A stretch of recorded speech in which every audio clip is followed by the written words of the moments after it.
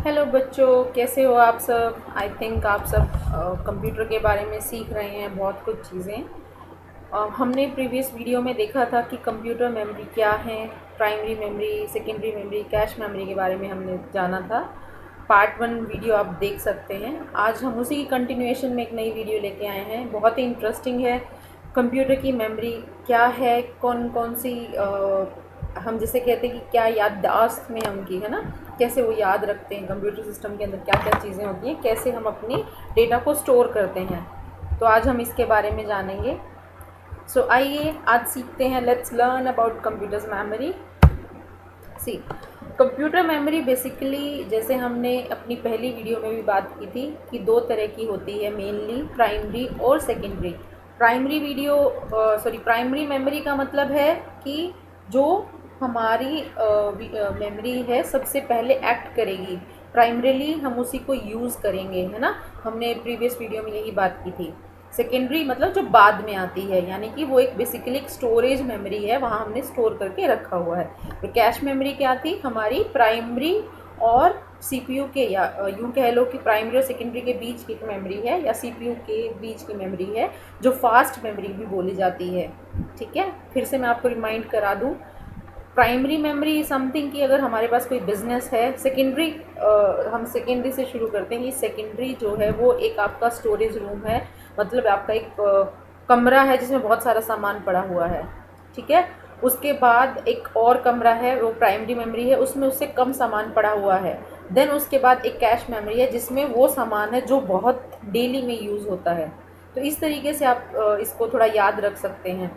But अगर आपके exam में आता है कि कैश मेमोरी क्या है, तो आपको, या फास्टेस्ट मेमोरी पूछा जाए, तो आपको बताना है कैश मेमोरी। और अगर आपके, मान लीजिए कि आपके पेपर में आता है कि कौन सी मेमोरी फास्ट होती है, प्राइमरी या सेकेंडरी, अगर इन दो में से पूछा जाए तो डेफिनेटली प्राइमरी। ठीक है। सो अभी हम बात करते हैं प्राइमरी के बारे में। इसकी दो टाइप होती हैं, volatile and non volatile. Volatile का मतलब होता है कि कोई ऐसी चीज़ जो उड़ जाए थोड़ी देर के बाद। ठीक है, वॉलेटाइल मीन्स वैनिश हो जाए, गायब हो जाए। नॉन वॉलेटाइल मीन्स जो गायब ना हो। तो आपके एग्ज़ाम में ये भी बहुत अच्छे से पूछा जाता है कई बार कि what do you mean by volatile memory. वो मेमोरी जो हमारी कुछ टाइम के बाद वैनिश हो जाएगी, मिट जाएगी, उसे हम कहते हैं volatile. Short term memory loss हम जैसे कहते हैं ना कि वो बेसिकली क्या है, वो लॉस है, मेमोरी लॉस जिसे हम कहते हैं ना। आप लोगों ने सबने गजनी मूवी देखी होगी, उसमें आमिर खान को क्या है, शॉर्ट टर्म मेमोरी लॉस, यानी कि वो थोड़ी देर उसको कोई चीज़ याद रहती थी एंड देन उसके बाद फिर से उसको लिख के याद रखना पड़ता था रिमाइंड करने के लिए। तो यूँ कह लो कि ये वही वाला फंडा है, यहाँ पे भी प्राइमरी जो वॉलेटाइल है ये वही फंडा है। तो अब आपको याद रहेगा, वॉलेटाइल मतलब कि जो वैनिश हो जाए, मिट जाए। और कब मिटे, क्योंकि हमने कंप्यूटर सिस्टम की बात की है, तो सिस्टम जब हमारा ऑन हो और बाई चांस सपोज लाइट चली जाए, या हमने उस डेटा को सेव नहीं किया, ये सेव करते ही तो वो सेकेंडरी में आ जाता है, बट जब तक आपने सेव नहीं किया वो आपकी प्राइमरी मेमोरी में रहता है, वो वॉलेटाइल फॉर्म में होता है। बहुत बार होता है कि हम अपने कुछ कंप्यूटर में काम कर रहे होते हैं, हमने बहुत सारा कुछ टाइप किया हो और एकदम से लाइट चली जाए, बट हम सेव करना ना, आई मीन भूल गए हों, तो क्या होगा, हमारा जो डेटा है वो उड़ जाएगा। नेक्स्ट टाइम के लिए अगर आप उस फाइल को ओपन करोगे तो आप देखोगे कि वो फाइल ही खाली है। क्यों है, क्योंकि वो वॉलेटाइल मेमोरी में पड़ा हुआ था। ठीक है। अब वोलेटाइल भी की भी टाइप्स हैं। रैम इसको हम कहते हैं बेसिकली, रैंडम एक्सेस मेमोरी। ये भी आपकी एग्ज़ाम में फुल फॉर्म आती है इसकी। रैम की full form random access memory. अब इसके भी आगे दो भाग हैं, एक है SRM, दूसरा है DRAM। सी SR का मतलब है स्टैटिक रैम, और डायनेमिक रैम। स्टैटिक का मतलब होता है स्थिर, कोई ऐसी चीज़ जो अभी हिल नहीं पाए, हिलेगी नहीं। और डायनेमिक मतलब कि उसको आप उसके साथ छेड़खानी कर सकते हो, उसको हिला डुला सकते हो, अगर आपको थोड़ा सा याद रखने में आसानी होगा। तो स्टैटिक रैम का मतलब है कि रैंडम एक्सेस मेमोरी। पहले तो हम रैम जानते हैं, रैम है रैंडम एक्सेस मेमोरी। अगर तीनों इन शब्दों को अगर हम अलग अलग करें, रैंडम मतलब कि कोई भी ऐसे ही, एक्सेस मतलब उसको एक्सेस करना, मतलब उस चीज़ को यूज़ करना, मेमोरी मतलब मेमोरी। तो रेंडमली कोई भी आप मेमोरी यूज़ कर रहे हो, मेमोरी का कोई भी हिस्सा यूज़ कर रहे हो। स्टैटिक का मतलब है कि आपका जो जो आपने यूज़ किया, जब सिस्टम आपने ऑन किया और जब ऑफ किया, वो मेमोरी आपकी सेम रहेगी, वो रिफ़्रेश नहीं होगी। ठीक है, ये थोड़ा सा डीप में हम बाद में जान सकते हैं, बट अभी के लिए आप इतना याद रख सकते हो कि जो स्टैटिक है वो उस वक्त जब सिस्टम ऑन किया और जब ऑफ किया उस दौरान वो मेमोरी आपकी एक होगी। सॉरी। डायनेमिक रैम में आपकी मेमोरी को बार बार रिफ़्रेश होती रहेगी। ठीक है, रिफ़्रेश होना मतलब कि बार बार जो मेमोरी एड्रेसेस हैं वो बार बार चेंज होते रहेंगे। वोलेटाइल, सिंपल याद रखो, वोलेटाइल मतलब रैम। अब आते हैं हम नॉन वोलेटाइल। नॉन वोलेटाइल का मतलब है, जैसे मैंने कहा कि कोई चीज़ मिट जाए, यानी कि वो वैनिश हो जाए when you are switching off your computer. तो आप नॉन वोलेटाइल में क्या है, रोम, रीड ओनली मेमोरी, यानी कि इसमें सिर्फ आप रीड कर सकते हो, इसमें कोई एडिटिंग नहीं, कुछ नहीं। अगर एक बार के लिए पावर चली भी गई तो भी इसकी मेमोरी रहेगी। अब क्या होता है, आप लोगों ने देखा होगा, आप अपने लैपटॉप या कंप्यूटर सिस्टम को जब ऑन करते हैं, अपने आप बूटिंग स्टार्ट होती है, उसको हम बूटिंग बोलते हैं। जब हमारा सिस्टम शुरू हो रहा होता है, वो बूट हो रहा होता है, यानी कि उसको कैसे पता कि उसको अभी ये वाला सॉफ्टवेयर रन करना है, या उसको कैसे पता कि मुझे ये वाला OS यानी कि ऑपरेटिंग सिस्टम, जैसे हम कहते हैं ना विंडोज 7, विंडो 10, कैसे पता उसको? क्योंकि उसकी रोम मेमोरी में उसकी एक चिप डली हुई है, उसमें वो कोड लिखा हुआ है। रन जो कंप्यूटर जो स्टार्ट होने वाला जो कोड है वो रोम के अंदर लिखा हुआ है, इसीलिए सिस्टम बंद हो चाहे ना हो वो कोड नहीं मिटेगा, इसीलिए हम उसको नॉन वोलेटाइल बोलते हैं। ओके, सो अब रोम के भी 3 भाग बने आगे। सी, अब मेन आपको जो याद रखने हैं, जो मैंने येलो में मार्क किए हुए हैं, रैम और रोम। तो आप रैम रोम को याद करो, रैम के आगे 2 भाग, रोम के आगे 2 भाग। अब रोम क्या है, पी रोम। पी रोम का मतलब प्रोग्रामेबल रीड ओनली मेमोरी। सी, अब क्या हुआ कि रियलाइज़ हुआ कि हमने, मान लो एक सिस्टम को, मैं कंप्यूटर सिस्टम की कंपनी है मेरी, और मैंने एक बार अपने कंप्यूटर सिस्टम बना दिए, मान लो 100 मैंने बना दिए। लेटर ऑन मुझे पता चला कि मेरे जो यूज़र्स हैं, मतलब जो क्लाइंट हैं जो उनको यूज़ करते हैं, उन्होंने कहा कि क्यों ना आप अपने सिस्टम को जब स्टार्ट करते हो कुछ ऐसा हमें मैसेज लिखा हुआ आ जाए। तो क्या हुआ, क्योंकि रोम तो जो है हमारा ऑलरेडी फिक्स हो चुका है, तो इसीलिए दिमाग में आया कि हाँ, क्यों ना हम अपने जो मैन्युफैक्चर के टाइम पे हमने कोड लिखा था अपने सिस्टम के लिए, हम उसको भी चेंज कर दें, उसको प्रोग्राम कर दें। प्रोग्राम करने का मतलब होता है अपने तरीके से हम उसमें कुछ लाइनें ऐड कर दें, या अपना तरीके से हम उससे कुछ काम कराना चाहें। ठीक है, सो और ईपी रोम का मतलब क्या है, ईपी रोम है हमारा, अगेन यहाँ था programmable read only memory. EPROM means कि ये है erasable programmable read only memory.